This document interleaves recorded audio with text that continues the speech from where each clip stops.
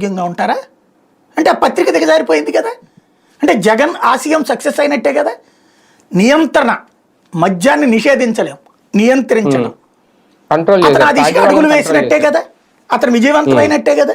ఆ విజయవంతమైన ప్రక్రియని అవినీతిగా ప్రొజెక్ట్ చేయడం అన్నటువంటిది ఇక్కడ వీళ్ళకే చెల్లింది. బేసిక్గా రాజకీయ నాయకుడు డబ్బులు తినలేదు అని చెప్పే మూర్ఖత్వం నాకు లేదు. అధికారంలో ఉన్న వాళ్ళు తినలేదు అంటే అంతకంటే అమాయకత్వం మరొకటి లేదు. నిజాయితీగా ఉండదలుచుకుంటే ఓపెన్గా చెప్పచ్చు, చెప్పి ఇదిగో ఎప్పటికప్పుడు ఆన్సర్ చేయాలి. వాళ్ళు ఆన్సర్ చేయలేరు, దెన్ దే దెమ్సెల్వ్స్ యాక్సెప్టెడ్, అంతే కదా. అట్లాగే ఇక్కడ వీళ్ళ పరిస్థితి ఏంటి? ఇప్పుడు దాన్ని తప్పు అని ఎత్తి చూపెడుతున్నప్పుడు ఇప్పుడు ప్రతి నాయకుడు తింటున్నాడు మధ్యలోనే.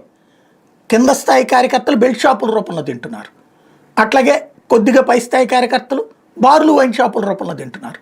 ఆ పై స్థాయిలో ఉన్నటువంటి ప్రజాప్రతినిధులు, ఇన్ఛార్జీలు ఓపెన్గా తింటుండే. ఇంకెక్కడ తింటలేదు ప్రభుత్వం. పైగా ఆ పైన అదే ఉత్పత్తిదారుల నుండి ప్రభుత్వం ఇప్పటికీ సరుకు తీసుకుంటుంది. దెన్ ఇంకా అవినీతి ఇప్పుడు జరగట్లేదా?